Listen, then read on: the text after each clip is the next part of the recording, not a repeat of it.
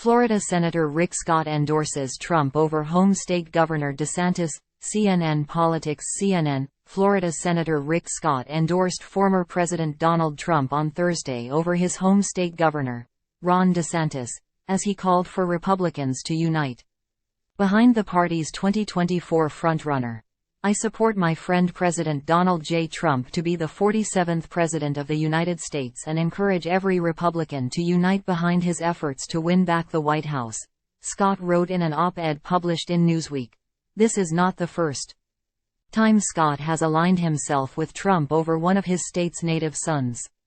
In 2016, with two Floridians, Senator Marco Rubio and former Governor Jeb Bush, both seeking the GOP nomination for president, Scott, then Florida's governor, wrote a glowing op-ed that heralded Trump as a figure who was capturing the frustration of many Americans and, like other former political outsiders, injecting the political scene with new ideas and new energy. He didn't formally endorse Trump, but the intention was clear. With his announcement Thursday, Scott joins most Republicans in Florida's U.S. House delegation in endorsing the former president over DeSantis. Like those previous congressional endorsements, which arrived as DeSantis was just about to formally enter the presidential race, this one comes at an opportune moment. The Florida GOP will host all the candidates on Saturday at an event that will test the respective strength of DeSantis and Trump among state Republicans. In a statement to CNN, DeSantis spokesman Andrew Romeo did not directly address Scott's rebuff but noted that the governor has the support of almost all Florida elected officials because he worked with them to deliver historic results for the conservative movement. The governor will win his home state because Floridians want to see a fighter who will bring the same type of results-oriented leadership to Washington that he has provided in the Sunshine State, Romeo said. While past endorsements of Trump by Florida Republicans caught DeSantis and his political operation off guard, this one came as little surprise to his allies. Scott and DeSantis have maintained an icy relationship dating back to 2018.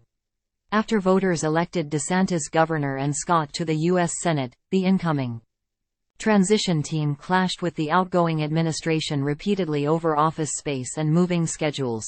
Scott then opted against joining the rest of the newly elected senators in Washington for their swearing-in, choosing instead to remain on as Florida governor until DeSantis' inauguration. In his final days as governor, Scott made 84 appointments to various state boards, judgeships and committees, including some that were submitted just hours before the new governor was sworn, blindsiding his successor. Then, at DeSantis' inauguration, Scott left the festivities before DeSantis spoke to attend his own swearing-in ceremony in D.C. By the time DeSantis praised his predecessor for his laser-like focus on job creation, Scott was already gone. The friction continued into DeSantis' first term. He quickly rescinded many of Scott's appointments in one of his first acts as the new executive. When the state's unemployment system collapsed in the early days of the coronavirus pandemic, leaving tens of thousands of newly jobless without benefits for weeks, DeSantis blamed the previous administration, suggesting that the system was intentionally designed to discourage people from applying for aid.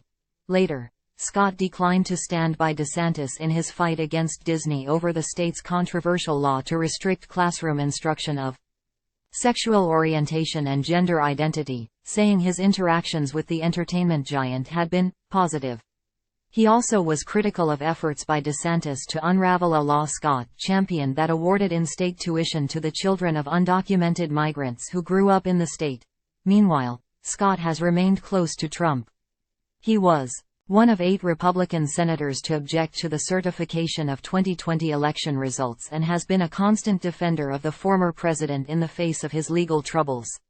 Scott also has close ties to Trump's political team, especially the former president's top political operative, Susie Wiles, who orchestrated Scott's unexpected win for governor in 2010. Time equals 400 ms. greater than in his Newsweek op-ed. Scott did not mention DeSantis by name, but he argued that any of the Republican 2024 candidates would be a better president than Joe Biden. But Republican voters are making their voices heard loud and clear, Scott said. They want to return to the leadership of Donald Trump.